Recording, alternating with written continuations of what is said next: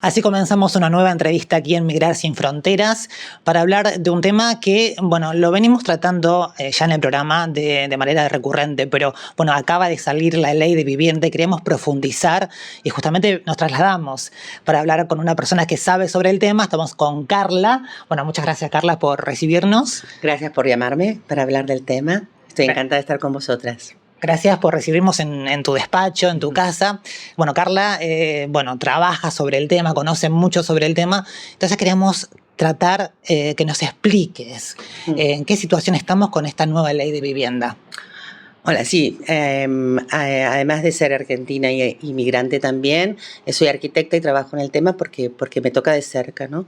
La ley de la vivienda es más social, es verdad. La ley de la vivienda toca temas que la anterior no tocaba. Regula el alquiler que no era, pero siempre tiene que ver con los alquileres reglados, con los alquileres de 5 años, con los alquileres para las personas que viven en el país, más allá de que se habla mucho de la vivienda social, la vivienda pública, la vivienda dotacional, pero tenemos que pensar siempre que el 90% de la vivienda es privada.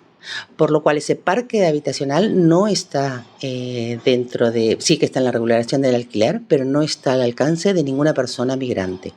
Por lo cual habría que empezar a pensar que hay un gran colectivo que está sin ningún tipo de regulación, que no tienen manera de acceder al habitatge.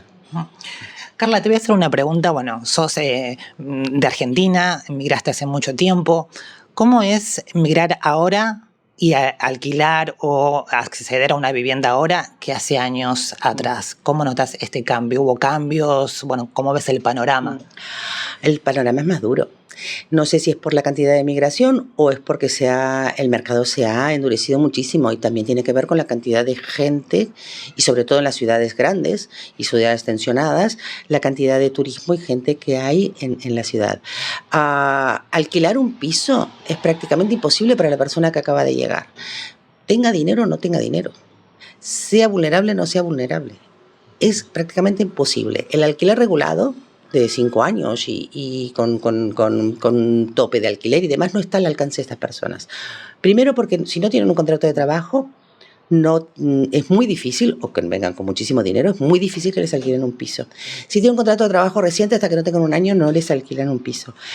Tienen que poner 3 meses de depósito más el mes, más, garantías en los bancos, que no lo tienen porque son migrantes, acaban de llegar, y además, tampoco está regulado el alquiler temporal. ¿Qué quiere decir? Yo llego a este país, muy bien, llego, pero no sé si me voy a quedar 3 años, no sé, depende. Pero como depende, no tengo manera de acceder al alquiler, porque tengo que tener, como ya dije, o un contrato, una temporalidad, y yo digo, ¿y si quiero alquilar temporalmente? Eso está totalmente desregulado. Y lo peor que está en manos de los alquileres, por lo menos en las grandes ciudades, de los alquileres turísticos. Por lo cual estamos en un mercado, y entramos en un mercado de muy difícil acceso para el que viene a estudiar, a intentarlo, a cambiar de su país porque en su país no se siente cómodo y necesita empezar una nueva vida. Es muy difícil. No está empadronado, no accede a servicios sociales. Toda esa parte social de la ley del habitatge, estas personas no acceden porque acaban de llegar y no tienen manera. Y si ya no tienen papeles, pues ahí sí que lo tenemos fatal. O sea, papeles, documentación española. Hay mucha gente que viene ya con una nacionalidad italiana, una nacionalidad española, que eso pasa mucho con gente que viene de mi país, pero así y todo, como no tienen esa solvencia económica que les piden los alquileres a largo plazo de los de 5 años, no tienen acceso, como mínimo hasta el año de estar trabajando aquí. Son puntos realmente, en pocos minutos resumiste la situación, que es dramática, ¿no? Para aquella persona que quiere acceder dignamente a una vivienda. Con documentación, con dinero, igual es complicado por ciertos puntos. El contrato que están haciendo actualmente es por 5 años. El contrato actual de la ley es de 5 años, prorrogable a 3, pero también existe, para defender también al propietario, es que al menos tienes que estar 1 año. Entonces, claro, hay mucha gente que no sabe si va a estar 1 año, no puede comprometerse a hacer el alquiler de 1 año. Entonces, hay esa regulación que existió toda la vida. Incluso en Cataluña ya estaba planteado en la ley catalana, que era más avanzada que la ley española, y el tema de los contratos temporales.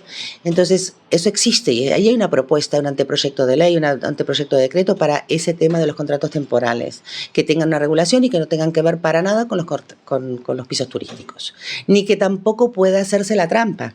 Los contratos temporales son como mínimo de un mes y como máximo de 11 meses, eso sí que está regulado, pero muchas veces hay no hay, se empiezan a jugar o los empiezan a utilizar los habitatges turísticos, las viviendas turísticas. Entonces, claro, los precios se disparan. Se disparan porque si estás en el centro de la ciudad, por lo general terminan siendo viviendas turísticas encubiertas. Y eso, bueno, no favorece para nada a una persona que quiera venir a estudiar, que tenga la necesidad de hacer una agrupación familiar, que venga porque está saliendo de su país, porque no puede estar más y quiera llegar aquí y conseguir una habitacha en el centro de la ciudad, porque después también, vale, muy bien, no todo el mundo tiene que vivir en el centro de la ciudad, estamos de acuerdo. Tenemos el transporte público para llegar a los puestos de trabajo que muchas veces están en los centros de ciudad. ¿Cómo hacemos para equilibrar todo ese tema? ¿Tenemos la posibilidad de dar vivienda digna a todo el mundo que llegue? No, seguramente no, pero tendríamos que probarlo, tendríamos que intentarlo, o por lo menos tener esa regulación de los temporales para poder salvar esa primera llegada. Claro, hablaste también del tema precios. ¿Cuánto más o menos, en qué precio estamos hablando en ciudades como Barcelona, Madrid y otras ciudades del resto de España? A ver, los precios en Barcelona, la media es de 1.000 euros. 1.000 euros un piso pequeño. Entonces, por ejemplo, a lo que es el centro, lo que es Barceloneta, Raval, Ciutat Vella, todo lo que es, bueno, ya no entremos en el Eixample porque seguramente serán más caros, pero estamos hablando de 1.000 euros en 50 metros cuadrados. Entonces, a ver, ¿quién tiene esa posibilidad de alquilar eso? Es muy difícil. Y por supuesto que no hay vivienda social para todo el mundo. Y la ley es muy bonita, pero como no tenga dinero detrás, mucho dinero detrás para construir. Ahora había una subasta de ¿quién da más? ¿No? Sánchez se compromete, no sé, fue una burrada. En un momento dijo 40.000 más 50.000 más, y ya se me fueron los números. Es cuando se habla de millones, que no podemos saber cuántos son porque se te escapan los números de la cabeza. Esto era igual. Es decir, no hablemos de cantidad. Decime cuánto dinero vas a poner. Si decís el dinero que vas a invertir, seguro que se sabe cuántas viviendas habrá. Pero si no tiene una dotación económica, toda esta ley empieza a tener reglamentos y tenga dotación económica, las palabras son muy bonitas, pero mientras... Y todas esas figuras de las viviendas que dicen que van a crear, sociales y dotacionales y demás,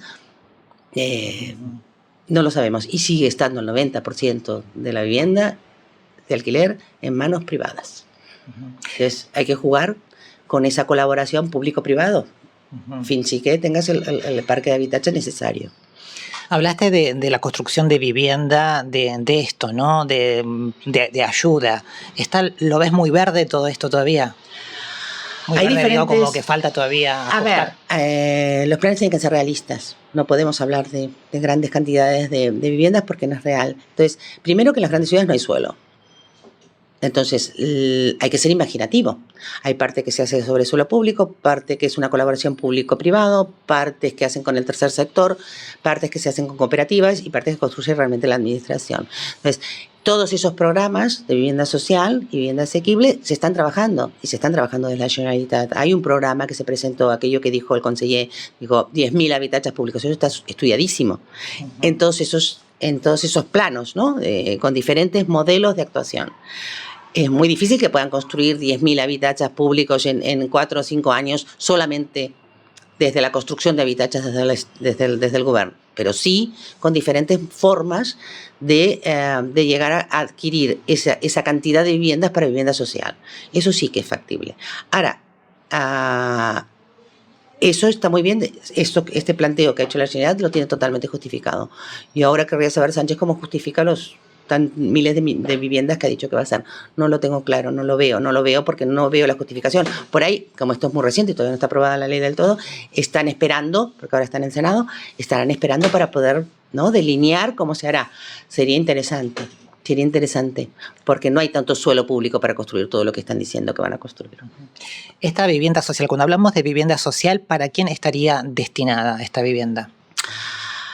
Hay diferentes, o sea... Claro que hay una gran cantidad de vivienda social que es, por supuesto, que ya están detectados por los servicios sociales. todas las personas que necesitan vivienda.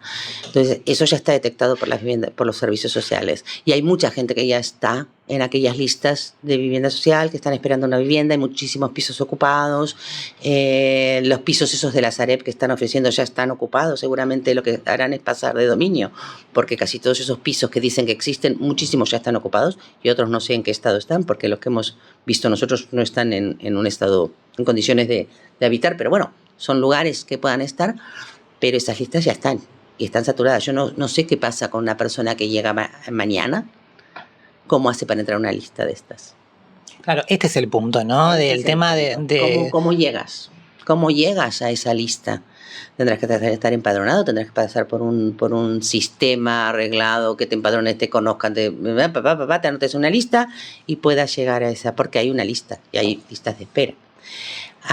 Entonces, claro, no tengo claro cómo sería esa entrada si no es por aquello que dices, bueno, intentemos llegar, bueno, involucrar también toda esa gran cantidad de pisos privados para poderlo hacer.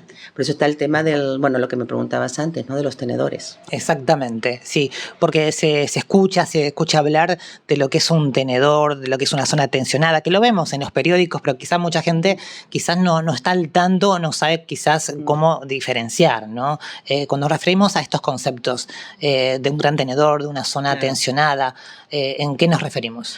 A ver, cuando se habla de gran tenedor, hasta ahora en la ley catalana hablaba de 10 habitatges, o sea, 10 viviendas ya era un gran tenedor. Ahora en la ley española está hablando de que con 5 viviendas en zonas tensionadas ya sería un gran tenedor.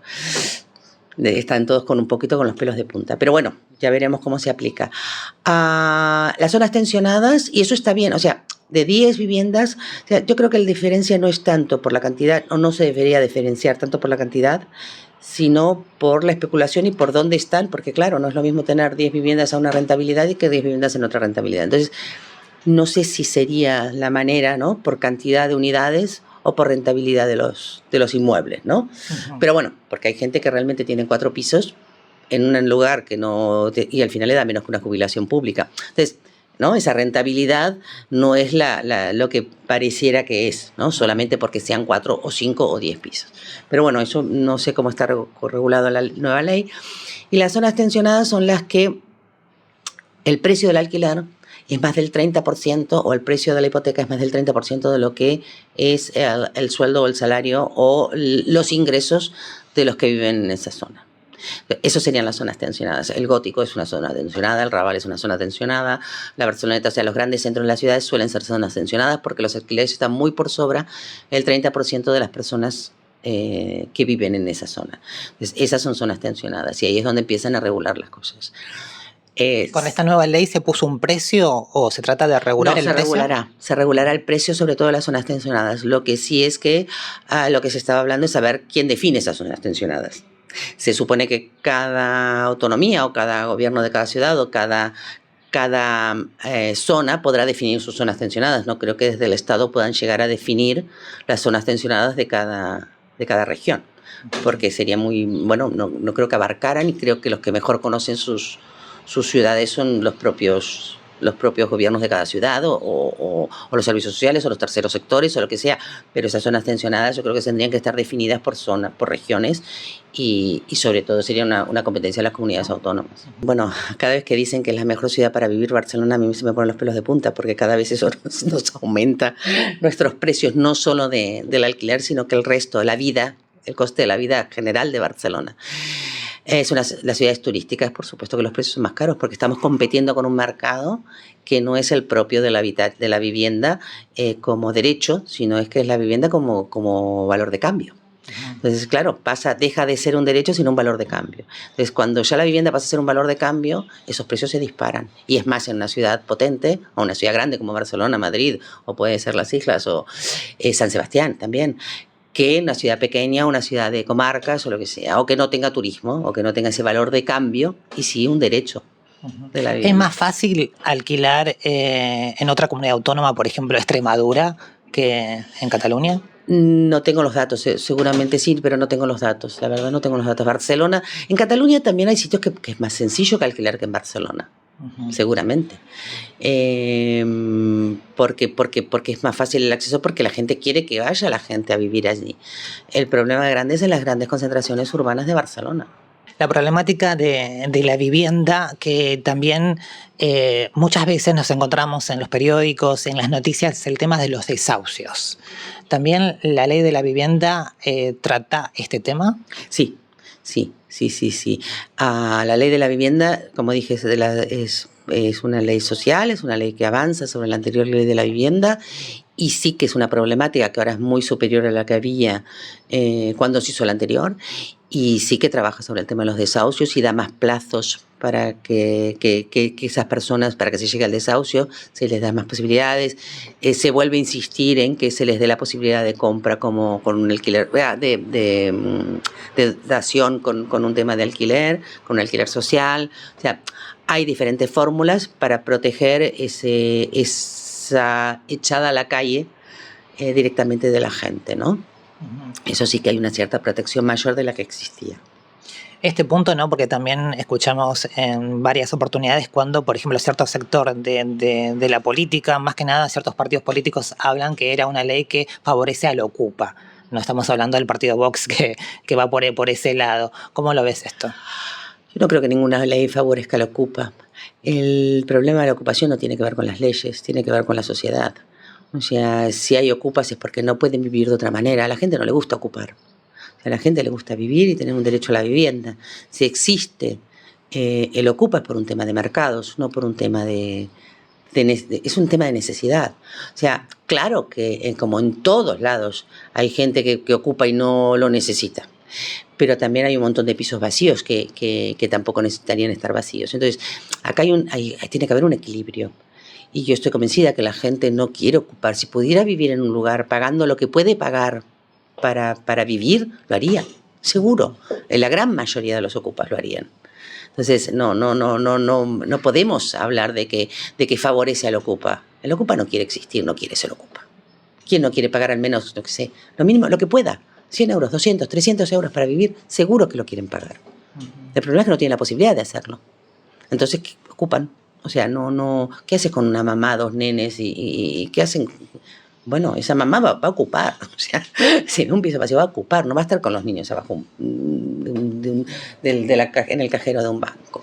Además, volvemos al primer tema que tocamos en la entrevista, el tema de los requisitos para poder alquilar. Si te piden tantos requisitos, claro, como hace aquella persona que se encuentra y no consigue tantos requisitos como, bueno, contrato, un año, bueno, depósito y demás, todos los requisitos, ¿no? que piden para poder acceder. No, claro, ahí es donde tienen que intervenir los servicios sociales, entonces es esa parte de esos habitantes dotacionales, los habitantes, la vivienda social, que tendría que intentar siempre tener como una bolsa de viviendas para poder ir rotando en este tipo de casos y que la gente pueda ir rotando en esos lugares. Existen, pero seguramente no son suficientes para que tengan esa llegada o ese lugar donde estar cuando no tienen esa posibilidad de alquilar, y ayudar a que consigan trabajo. La gente quiere trabajar en genérico, la gente quiere pagar su vivienda, la gente no quiere vivir del cuento, no quieren, no les gusta, o sea, no es normal. O sea, yo siempre digo que la gran mayoría de la gente querría vivir tranquila, no estar en un salto de que mañana me quedo sin casa. Esta ley, la ley de la vivienda, ¿la ves positiva? ¿Crees que hay que modificar algo? ¿Cómo ves esta nueva ley? Yo veo muy positivo que exista una ley de la vivienda, que exista una ley que hable de los derechos de la vivienda. Sí, y es positiva desde el punto de vista que es más social que la anterior. Y está bien que exista. Claro que ahora se tiene que aprobar y habrá el desarrollo de la ley y ya hablaremos de más cosas. Pero está bien que exista, claro que sí. Bien, queríamos realizar esta entrevista y detallar estos puntos que tocamos muchos temas, ¿no? Porque es como la ley de vivienda genérica, pero bueno, tocamos varios puntos como es migración, alquiler, desahucio, bueno, de todo, ¿no? Lo que incluye para aquellas personas que nos están viendo y que actualizar la información. Así que bueno, te agradecemos mucho este tiempo y esta entrevista. Gracias a vosotras y encantada. Cuando necesitéis, aquí estoy para hablar de cosas, de Muchas temas. Gracias. Vale, gracias.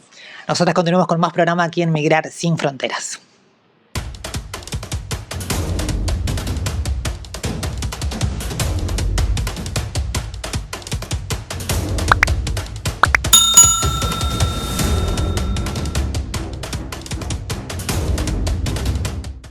¿Vas a alquilar un piso en España? Los requisitos para alquilar un piso en España están directamente relacionados con la seguridad en el pago de las cuotas, puesto que es la principal obligación del inquilino, es decir, tú.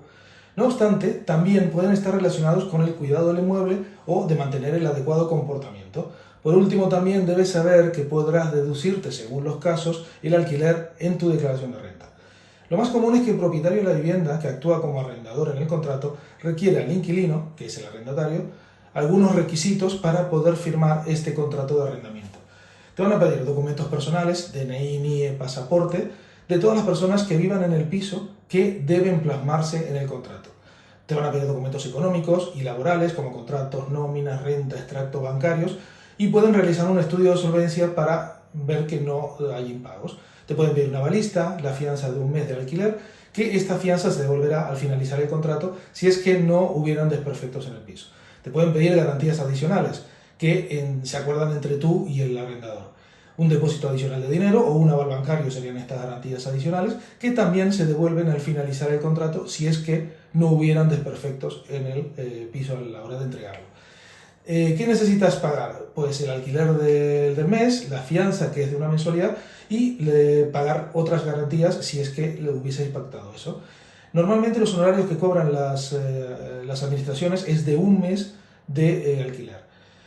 Vale, tú también tienes tus derechos, es decir, que tú podrás pedirle al propietario, al arrendador, la cédula de habitabilidad que acredite que se cumple con las condiciones mínimas de calidad para poder habitarla. Es decir, que la calidad del estado y el estado de las instalaciones y enseres tienen que estar, tienen que ser adecuadas para habitarlas. También certificado energético que se pide desde junio del 2013 y que lo que hace es, valorar que de alguna manera este piso está en buenas condiciones de climatización, de luminosidad y que es habitable y estas son unas normativas que han sacado las comunidades autónomas y es justamente para valorar la habitabilidad de lo que se está arrendando, del piso que se está arrendando. Espero que estos consejos os sirvan y aquí estamos para resolver vuestras dudas. AG Asesoría de Empresas. Prestamos servicios de asesoramiento integral legal a las empresas y empresarios. Gestoría, asesoramiento de empresas y empresarios particulares, extranjería, laboral, contabilidad, fiscal, asesoramiento jurídico.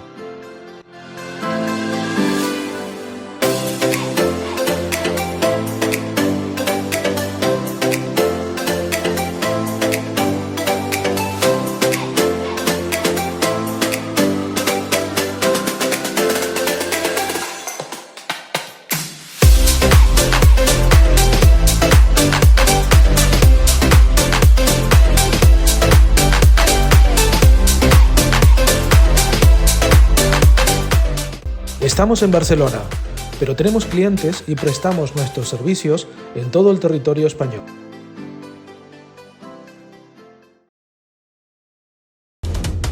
Si te gusta nuestro contenido, suscríbete a nuestro canal de YouTube y síguenos en las redes.